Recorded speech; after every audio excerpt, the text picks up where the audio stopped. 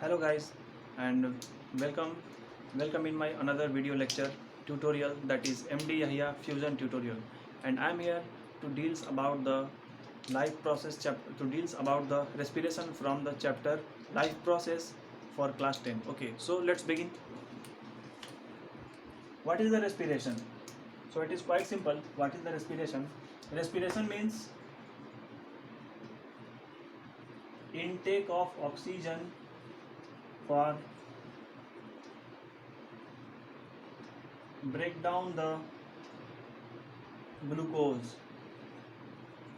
Okay, मतलब ये हुआ कि हमारे बॉडी में हम लोग जो भी खाते हैं, as we know that our food is made by the different components of different type of the components like glucose as well as carbohydrate as well as fats, vitamin, minerals. So there are the different type of the components which are found inside the food. Okay, so in one of those glucose, actually glucose is the food material.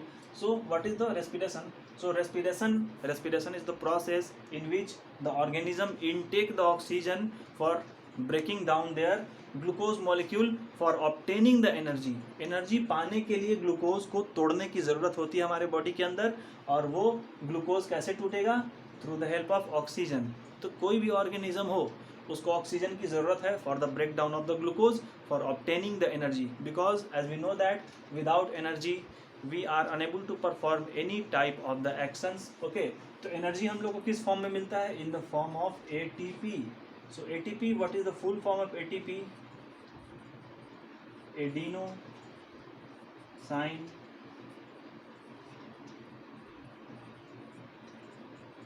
triphosphate. This stands for the ATP. Okay, actually this ATP is the energy currency.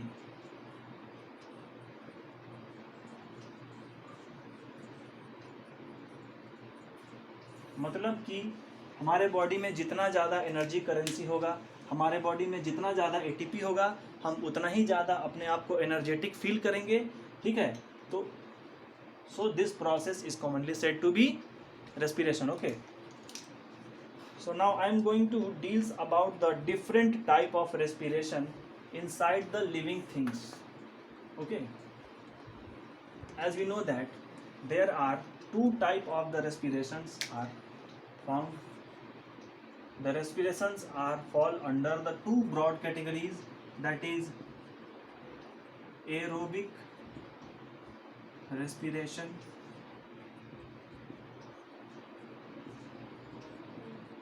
as well as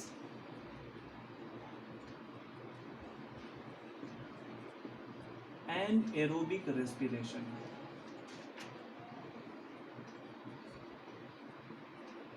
So these are the two type of the respiration. Aerobic respiration means the glucose molecules are ready to broken down in presence of oxygen. Means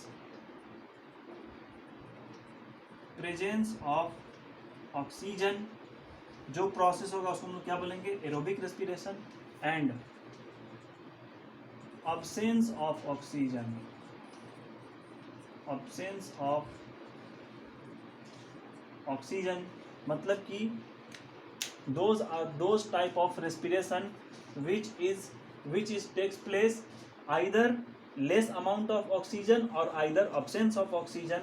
So those process is commonly said to be anaerobic respiration. As we know that in biology, in the terms in science, A means not. So and because here A, that is starting word of the vowel, so that is why here N are taking place. So A means not and aerobic means what? Aerobic means in presence of oxygen. Okay, in presence of oxygen. So in absence of oxygen, if the breakdown of glucose molecule takes place, then this process is said to be an aerobic respiration. And if the breakdown of the glucose molecule in presence of oxygen, then this process is commonly said to be aerobic respiration. Okay, so this is quite simple. Now examinations में कई बार इससे questions पूछे गए हैं class 10 के board examinations में। अभी last year जो एग्ज़ाम हुआ था, ये अभी जो एग्ज़ाम हुआ था 2020 में,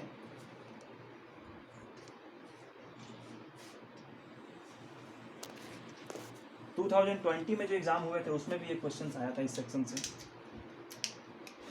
जैसे कि हम लोग जानते हैं कि respiration, there are 2 steps by which respiration occurs. First step में क्या होता है? फर्स्ट स्टेप में glucose which is 6 carbon molecule, okay, glucose is break down in pyruvate, that is 3 carbon, okay, plus energy. But here we see that 2 molecules of pyruvate, because this glucose is containing 6 carbon and this pyruvate is just 3 carbon, so that is why here 2 molecules of pyruvate will be formed plus some amount of energy will be released. Okay, so this is the first step of the respiration. ये respiration का पहला step था। अब हम लोग आगे देखेंगे कि रेस्पिरेशंस में, एनएरोबिक में, बैक्टीरिया में, लीवर में और ह्यूमन बींग्स में किस तरह से रेस्पिरेशन का प्रोसेस आगे होता है। ठीक है, तो अगर देखा जाए तो काफ़ी सिंपल है। That is glucose, this is 6 carbon molecule, this is broken down into pyruvate, this is 3 carbon molecule plus as well as some amount of energy will be released, कुछ अमाउंट एनर्जी का भी release होता है। But हम लोग देखने जाएं तो 3 तरह के हमारे पास में प्रोसेसेस हैं। इसमें अगर बात करें, इसमें देखने जाएं तो पहला जो प्रोसेस हो रहा है that is the process of fermentation. So what is the process of fermentation? When the bacteria or microorganism broken down their glucose molecule in absence of oxygen for obtaining some energy to perform any type of work, then this process is said to be fermentation. So it is quite simple. ये काफ़ी simple भी है। तो देखें इसमें पहला that is की fermentation.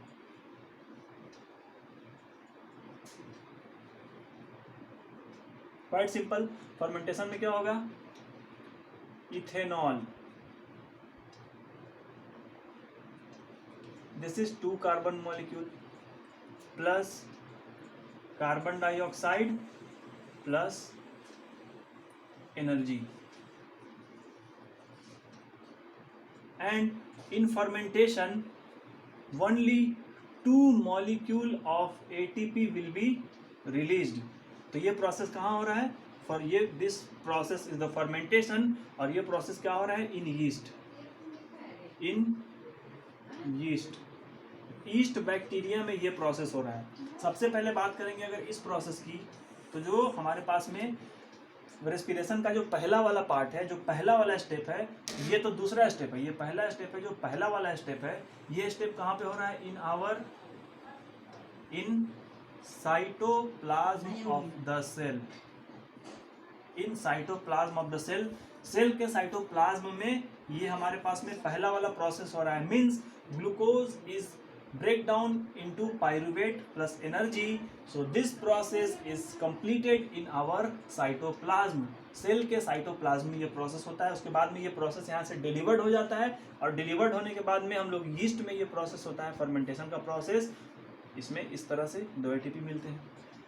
आगे देखने जाए लीवर में, sorry muscle cell, in muscle cell, तो मसल सेल में क्या होगा? लैक्टिक एसिड बनेगा plus energy will be released, और ये एनर्जी भी कितना होगा? Only 2 ATP, only 2 molecules of energy will be released. So this is also quite less amount. ये भी काफ़ी सिंपल है, which is not sufficient to perform any type of the physical activities. इस 2 ATP में कोई भी फिजिकल एक्टिविटीज़ नहीं हो सकता है। अब बात करते हैं माइटोकॉन्ड्रिया में हमारे पास में एक होता है माइटोकॉन्ड्रिया। माइटोकॉन्ड्रिया में हमारे पास में जो प्रोसेस होता है रेस्पिरेशन का, वो कैसे होता है? उसमें क्या होता है? Lots amount of CO2, lots amount of water and lots amount of energy will be release. कितना amount of energy? That is 38 molecule of energy will be released, and this 38 ATP molecule of energy is more than sufficient to perform any type of the physical activities, any type of the physical exercise. So इसको हम लोग कहते हैं respiration. So in one respiration that is in one complete breathing, the 38 molecule of energy will be released in aerobic respiration. यहाँ पर ये वाला जो प्रोसेस है ये है एरोबिक रेस्पिरेशन का. This is aerobic, and these two are, that is in muscle cell and in fermentation this is anaerobic. ये है anaerobic. तो हम लोगों ने यहाँ पर देखा anaerobic means absence of oxygen. अगर किसी भी रेस्पिरेशन में ऑक्सीजन ना हो तो due to the shortage of oxygen only 2 ATP, that is very less amount of energy will be released, and here also 2 ATP, that is very less amount of energy will be released. And these two types, these two respirations are the type of the anaerobic respiration, and this is aerobic respiration. Aerobic means in presence of oxygen. When the broken down of the glucose takes place, then the huge amount of energy will be released. That is, this process is taking place in mitochondria. Exam में questions इस तरह से पूछते हैं कि जो aerobic respiration हो रहा है ह्यूमन बींग्स में वो कहाँ पे हो रहा है? सिंपल हम लोग कह सकते हैं कि माइटोकॉन्ड्रिया में हो रहा है. और जो भी अलग अलग तरह के हमारे पास में से पूछा जाता है कि फर्मेंटेशन है, मसल सेल में, ये कब कब होता है, अब मैं वो डिस्कस करने जा रहा हूँ. So all of you have to focusing here. Muscle cell, तुम लोगों ने ये देखा होगा कि हम लोग जब भी कोई फिजिकल एक्सरसाइज करते हैं तो उसमें क्या होता है कि उस फिजिकल एक्सरसाइज में हम लोग ये देखते हैं कि हमारा जो ब्रीदिंग रेट है, सांस लेना सांस छोड़ना काफ़ी स्पीड हो जाता है, काफ़ी तेज़ हो जाता है. Why? Because as we know that our cell requires the oxygen. और हम लोग जब भी कभी रनिंग करते हैं या फिर कोई भी फिजिकल एक्सरसाइज करते हैं तो उस वक्त क्या होता है कि हम लोग काफ़ी तेज़ी से सांस लेते हैं, तेज़ी से सांस छोड़ते हैं. बिकॉज हम लोग जब भी दौड़ रहे हैं तो क्यों दौड़ रहे हैं? उस वक्त हमको हमारे बॉडी में एनर्जी है तभी दौड़ रहे हैं. तो बॉडी में हमको एनर्जी चाहिए दौड़ने के लिए. एनर्जी नहीं मिलेगा तो नहीं दौड़ पाएंगे. एनर्जी कब मिलेगा? जब हमारे बॉडी के अंदर जो ग्लूकोज मटेरियल है, जो ग्लूकोज मॉलिक्यूल है, वो जब टूटेगा तभी हमको एनर्जी मिलेगी. उस ग्लूकोज को तोड़ने के लिए क्या चाहिए? The oxygen is much needed for the break down of the glucose. उस ग्लूकोज को तोड़ने के लिए ऑक्सीजन चाहिए. और जो हम लोग जो सांस जल्दी जल्दी ले रहे हैं, क्यों ले रहे हैं? ताकि हमारे बॉडी के अंदर जो ग्लूकोज है वो जल्दी जल्दी टूटे, ब्रेक डाउन हो, और ब्रेक डाउन हो कि हमको एनर्जी मिले ताकि हम और स्ट्रेंथ के साथ में आगे अपने रनिंग को कंटिन्यू कर सकें या फिर हम जो भी एक्सरसाइज कर रहे हैं उसको हम कंटिन्यू कर सकें. ठीक है. तो एक्चुअली उस समय हम लोग जब जल्दी जल्दी सांस लेते हैं तो क्या होता है कि शॉर्टेज ऑफ ऑक्सीजन हमारे बॉडी के अंदर हो जाता है. हमारा बॉडी उतनी जल्दी ऑक्सीजन का रिक्वायरमेंट पूरा नहीं कर पाता है. और जब हमारा बॉडी में ऑक्सीजन का रिक्वायरमेंट पूरा नहीं हो पाता है तो उस वक्त एक प्रॉब्लम ये क्रिएट होता है कि there is the shortage of oxygen. Oxygen का shortage means what? Less amount of oxygen. And less amount of oxygen में जब भी कभी भी ग्लूकोज का ब्रेकडाउन होगा तो इसको हम लोग क्या बोलेंगे? This process is said to be anaerobic respiration. That is this one. Muscle cell में हो रहा है ये वाला रेस्पिरेशन. मसल सेल के अंदर होगा रेस्पिरेशन. मसल सेल में जो रेस्पिरेशन होगा वहाँ पे क्या बनेगा? लैक्टिक एसिड का फॉर्मेशन प्लस एनर्जी का फॉर्मेशन. और कितना एनर्जी मिलेगा? Only 2 ATP will be released. और इसीलिए हम लोग जब दौड़ते हैं या फिर कोई भी फिजिकल एक्सरसाइज करते हैं तो हम धीरे धीरे थक जाते हैं. क्यों थक जाते हैं? Because only 2 ATP energy will be released. सिर्फ दो molecule of energy he release हो पाता है, जिसकी वजह से हम लोग थक जाते हैं. And due to the deposition of this lactic acid, ये लैक्टिक एसिड हमारे मसल सेल के अंदर क्या हो जाता है? डिपॉजिट हो जाता है. And due to the deposition of the lactic acid the persons are suffering from the muscle pain, the persons are suffering from the cramp, the person are suffering from the strains. हम लोग जो बोलते हैं कि मेरा muscle, कभी कभी बोलते हैं कि दौड़ रहे हैं, दौड़ते दौड़ते पैर का नस खींच गया, क्यों? So it is due to the deposition of lactic acid. ठीक है, लैक्टिक एसिड के डिपोजिशन की वजह से ही हमारे मसल्स में क्रैम्प आता है, हमारा मसल ठीक ढंग से काम नहीं कर पाता है, जिसको हम लोग बोलते हैं कि इंजरी हो गया है, वी गॉट इंजर्ड। तो ये था हमारे पास में mechanism. So this mechanism is quite important from the board examination point of view, और इससे क्वेश्चंस हर साल पूछे जाते हैं, चाहे किसी भी फॉर्म में पूछे जाएं, इससे बहुत सारे क्वेश्चंस बनते हैं। So all of you need to memorise this things. Okay,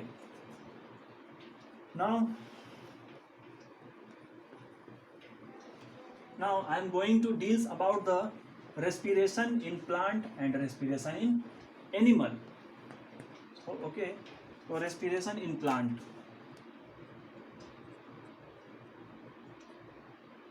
As we know that respiration means what? Intake of oxygen, and as we know that the respiratory gases are exchanged by the pores of the stomata. Stomata के पास जो pores है उससे respiration होता है। जैसे कि suppose that ये कोई स्टोमेटा है, दिस इज द स्टोमेटा, यहाँ से जो पोर है यहीं से क्या होगा? Exchange of gases from here, the exchange of gases, gases का एक्सचेंज होगा। कौन से गैसेस का? O2 and CO2, that is respiratory gases. So now I am going to deals about the respiration in plant. मैं plants में respiration के बारे में बात करने जा रहा हूँ, और ये भी काफ़ी इंपॉर्टेंट है from the examination point of view. Actually हम लोगों ने देखा क्या है, प्लांट्स को क्या चाहिए? प्लांट्स इनटेक क्या करता है? O2, एंड प्लांट एक्सहेल क्या? Sorry, plants intake what? Plants intake CO2 and plant exhale what? O2, and ये क्या है? दिस इज अबाउट प्लांट, ये प्लांट के बारे में है। तो हम लोग क्या जानते हैं कि प्लांट एक और प्रोसेस है, होता है उसमें photosynthesis. As we know that plant are able to perform the process of photosynthesis, and in this process of photosynthesis O2 is released। O2 क्या होता है? रिलीज होता है, और CO2 क्या होता है? कंजम्पशन होता है।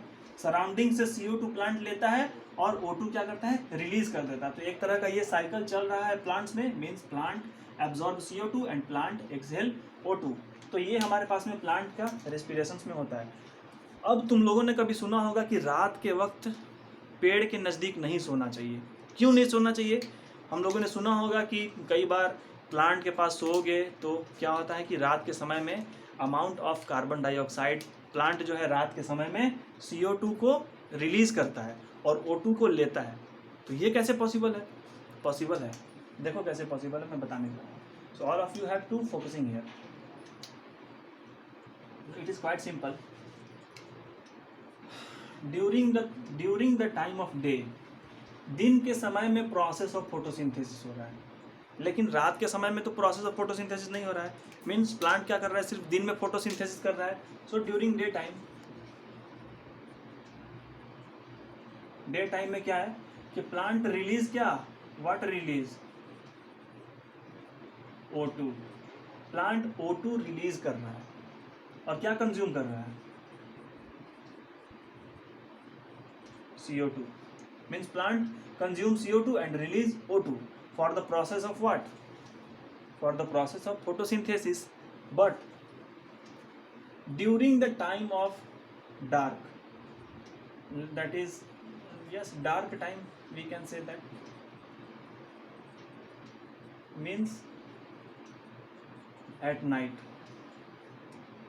दिन में क्या कर रहा है कि प्लांट आर नॉट, रात के समय में क्या है कि plant are not able to perform the process of photosynthesis because it is mandatory, because the process of photosynthesis takes place in presence of sunlight, and in night time there is no sunlight। रात के समय में sunlight नहीं होता है, इसीलिए क्या है कि रात के समय में कोई भी प्रोसेस ऑफ फोटोसिंथेसिस नहीं होता है, कोई भी फोटोसिंथेसिस का प्रोसेस नहीं हो पाता है। इसीलिए रात के समय में होता क्या चीज़ है? प्लांट को भी, प्लांट के अंदर भी तो ग्लूकोज है, प्लांट को भी तो एनर्जी चाहिए। तो प्लांट भी अपने ग्लूकोज मटेरियल को, ग्लूकोज मॉलिक्यूल को ब्रेक डाउन करने के लिए क्या करेगा? उसको भी तो ऑक्सीजन चाहिए। तो उसको ऑक्सीजन मिल तो जा रहा है, कहाँ से मिल रहा है? प्लांट रात के समय में ऑक्सीजन ले रहा है, दिन के समय में तो ढेर सारा ऑक्सीजन है, चलो कोई बात नहीं है। दिन के समय में जो CO2 जो बन रहा है, प्लांट जो CO2 हम लोग जो छोड़ रहे हैं, वो CO2 क्या कर रहा है कि प्लांट उसको ले रहा है, और ले करके क्या कर रहा है कि CO2 प्लस H2O की हेल्प से क्या कर रहा है, फोटोसिंथेसिस कर रहा है। ठीक है, दिन के समय में प्लांट में जो CO2 बन रहा है, ठीक है, जो CO2 हम लोग छोड़ रहे हैं वो और वाटर मिला के क्या हो रहा है, फोटोसिंथेसिस हो जा रहा है। क्योंकि दिन के समय में क्या है, सनलाइट है, तो सनलाइट के प्रेजेंस में फोटोसिंथेसिस हो जा रहा है। लेकिन अब क्या हो रहा है कि रात के समय में तो फोटोसिंथेसिस हो नहीं रहा है, और जब रात के समय में जब फोटोसिंथेसिस नहीं होगा तो क्या होगा, प्लांट O2 रिलीज करेगा क्या, नहीं, क्योंकि हम लोग फोटोसिंथेसिस में ये देखे थे कि by the process of photosynthesis plant release huge amount of oxygen, and जब रात के समय में फोटोसिंथेसिस नहीं हो रहा है तो क्या करेगा, प्लांट O2 भी रिलीज नहीं करेगा। तो प्लांट O2 रिलीज नहीं कर रहा है, बल्कि प्लांट हमारे सराउंडिंग से ऑक्सीजन ले रहा है। क्यों ले रहा है, for break down of glucose molecule. और जब ग्लूकोज मॉलिक्यूल को ब्रेक डाउन करेगा और जब प्लांट ऑक्सीजन ले रहा है, तो ये तो नेचर का नियम है कि अगर आप ऑक्सीजन लोगे तो आपको CO2 रिलीज करना पड़ेगा। तो रात के समय में क्या हो रहा है कि plant consume O2 and release CO2। रात के समय में प्लांट CO2 रिलीज कर रहा है और O2 को ले रहा है, और हम लोग भी क्या कर रहे हैं कि हम लोग भी O2 को ले रहे हैं और CO2 को छोड़ रहे हैं। तो प्लांट भी CO2 को रिलीज किया, ह्यूमन बीइंग भी CO2 को रिलीज किए, तो रात के समय में प्रोसेस ऑफ फोटोसिंथेसिस नहीं हो रहा है। So that is why plant are unable to release the oxygen. Plant oxygen को रिलीज नहीं कर पा रहा है, इसीलिए रात के समय में पेड़ के पास क्या होता है कि ऑक्सीजन की कमी हो जाती है। इसीलिए मना किया जाता है कि रात के समय में आप पेड़ के पास मत सो, रात के समय में पेड़ के पास नहीं होना चाहिए। सो this is the respiration in plant. अब बात करते हैं respiration in human beings. This is my last topic for today's, respiration in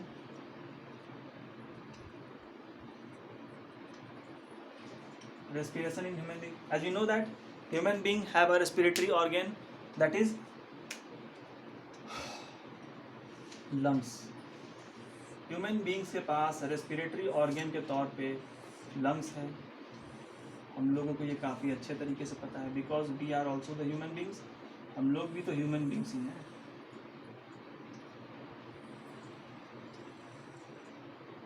we are also the human beings. Okay, diagram उतना अच्छा नहीं बना, लेकिन इसी टाइप का ऑलमोस्ट होता है। ठीक है, हमारा this is our lungs. So the lungs are encased within the rib cage. Okay, lungs are found inside our thoracic cavity. Thoracic cavity मतलब chest cavity, बायोलॉजी के लैंग्वेज में हम लोग चेस्ट को thoracic बोलते हैं। So ribs are lungs are found inside the rib cage, and actually the rib cage are found inside the thoracic cavity, मतलब हमारे इस सीने के पास हमारा ये lungs होगा। So these lungs are very delicate type of organ. इस lung से क्या होता है,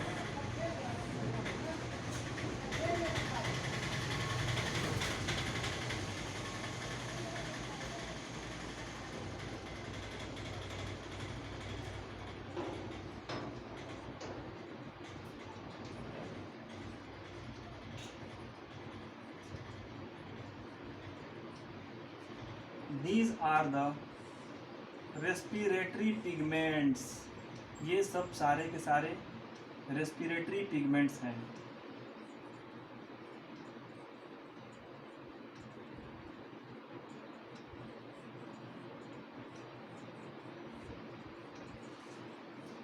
ओके, और भी चारों तरफ लंग्स में फैला हुआ होता है।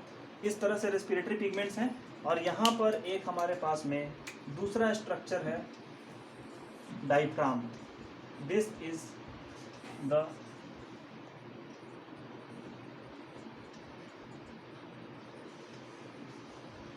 diaphragm. This is the trachea.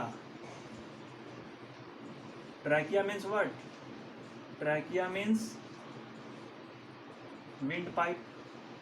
इस तरह से हमारे पास में यहाँ पर ट्रैकिया में एक रिंग होता है, और रिंग इसीलिए होता है ताकि हम लोग जब भी सांस लेते हैं और सांस छोड़ते हैं तो suppose that this is a ring like structure, ये रिंग का स्ट्रक्चर है, और ये इस तरह से है। तो क्या होता है कि यहाँ पर इस तरह से रिंग लगे हुए होते हैं जो कि इस विंड पाइप को होल्ड करके रखता है, ताकि हम लोग जब भी ब्रीदिंग करें तो ये कोलैप्स ना करें। अगर ये कोलैप्स कर जाएगा तो सांस हम लोग अंदर का सांस अंदर, बाहर का सांस बाहर। So there are the chances that the death of an individual, उस इंडिविजुअल का डेथ होने का संभावना है। तो ये जो रिंग है इसको हम लोग बोलते हैं ट्रैकियल रिंग, ठीक है। दिस इज ट्रैकियल रिंग, इस तरह से होता है ये। सो this is tracheal ring and it prevent the collapsing between the wall of the trachea. Trachea के वॉल को दबने से बचाता है। सपोज दैट ये ट्रैकिया का कोई दो वॉल है, ये ट्रैकिया का वॉल है, तो ये हम लोग सांस लेंगे छोड़ेंगे तो क्या होगा, आपस में कोलैप्स कर सकता है। अगर ये वॉल अगर कोलैप्स कर जाएगा तो प्रॉब्लम क्या होगा कि बाहर का सांस बाहर, नीचे का सांस नीचे, और पर्सन का डेथ हो जाएगा। तो ये दोनों अपने जगह पे रुका रहे। इस रुके रहने के लिए क्या होता है कि इस तरह से एक कार्टिलेज का इस तरह से एक रिंग का फॉर्मेशन होता है, और ये जो रिंग है, ये रिंग इन दोनों वॉल को होल्ड करके रखता है ताकि ये दोनों अपने जगह पे रहें, ठीक है। सो this is tracheal ring, tracheal ring. This is bronchus, ये ब्रोंकस है। और ब्रोंकस का जो पहला वाला जो डिवीजन होगा, जो ये डिवीजन है, मतलब यहाँ पर ब्रोंकस डिवाइड है, तो इसको हम लोग बोलेंगे bronchioles, bronchioles. And this is the balloon like structure which is called alveoli, and actually this alveoli is the respiratory gas exchanged surface. Exam में अक्सर ये क्वेश्चन पूछते हैं कि हमारे लंग्स के अंदर ऐसा कौन सा पार्ट है जो कि रिस्पॉन्सिबल है जहाँ से गैस का एक्सचेंजेस होता है। So the respiratory gases are exchanged inside the alveoli because alveoli has the greater surface, इसके पास काफ़ी ज़्यादा सरफेस होता है। सपोज करो ये एल्वियोलाई का स्ट्रक्चर है, इस तरह से ये एल्वियोलाई का स्ट्रक्चर है। अगर हम लोग इस एल्वियोलाई को खोल कर अगर एक्सपैंड कर दें तो क्या होगा, ये इतना बड़ा पूरा बोर्ड जितना बड़ा इतना बड़ा जगह ले लेगा। मतलब कि एक छोटा सा जो एल्वियोलाई है ये ब्रोंक्यूल्स है, this is bronchioles and this is alveoli. Alveoli को खोल देंगे तो इतना बड़ा, और ये अगर आपस में इसका दो अगर इंड कनेक्टेड है, ये कोइल्ड मैनर में है, तो काफ़ी छोटे जगह में हो गया। तो इसीलिए हमारे लंग्स से, हमारे छोटे लंग्स से हम लोग बहुत सारा amount of oxygen, amount of carbon dioxide exchange करते हैं। So the alveoli is the exchanging site for the CO2 as well as O2। So this is the exchanging site, exchanging site of O2 and CO2। तो ये alveoli क्या होगा, exchanging site of O2 and CO2 होगा। Now I am going to deals about the mechanism of the respiration in human being. Human beings में respiration का mechanism क्या है। So it is quite simple, ये बिल्कुल practical है, हम लोग हर रोज कर रहे हैं, लेकिन उसको हम लोग ध्यान देते नहीं हैं। इसको याद करना काफ़ी सिंपल है, 2 मिनट में टॉपिक खत्म हो जाएगी। So please focusing here. Mechanism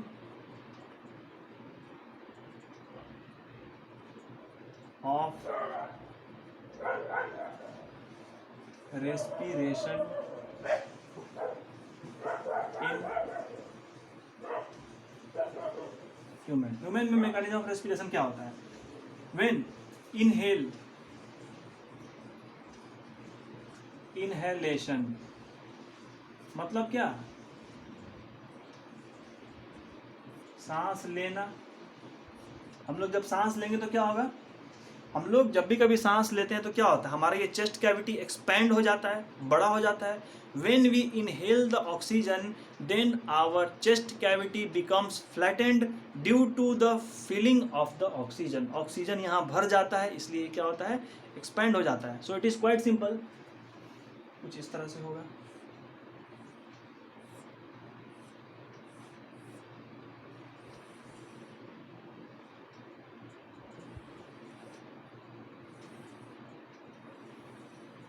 यहाँ पर क्या था, डायफ्राम था। जब हमारा चेस्ट कैविटी बड़ा होगा तो जो डायफ्राम था वो क्या होगा, diaphragm also gets flattened. This diaphragm is also gets flattened. अब ये डायफ्राम जो है फ्लैटेंड पोजीशन में है, क्योंकि अभी इसका साइज बढ़ चुका है। जब साइज बढ़ा है तो नीचे से भी साइज बढ़ा है, जब नीचे से साइज बढ़ा तो ये डायफ्राम पे अपना फोर्स एक्सर्ट किया, और due to the exerting the force now the diaphragm is in flattened mode. And at this time, inhalation के टाइम में क्या होता है कि thoracic cavity expand and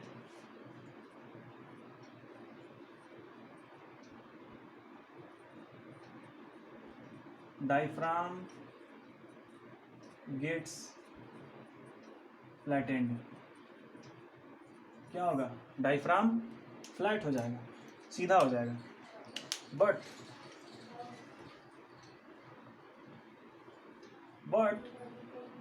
at the time of inhalation में क्या, एक्सहेलेशन में क्या होगा? But at the time of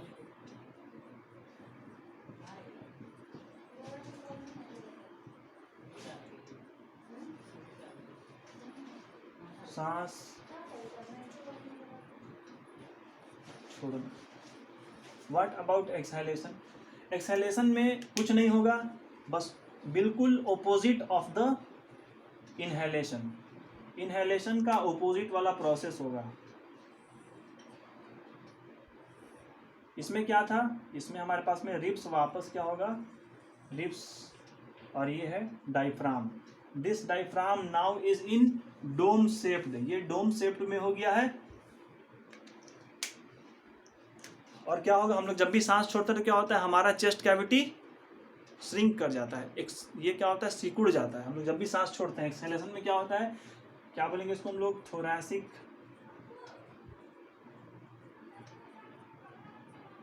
cavity shrinking and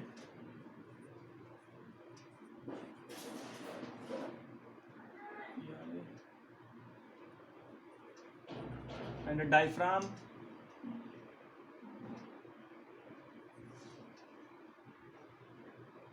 gets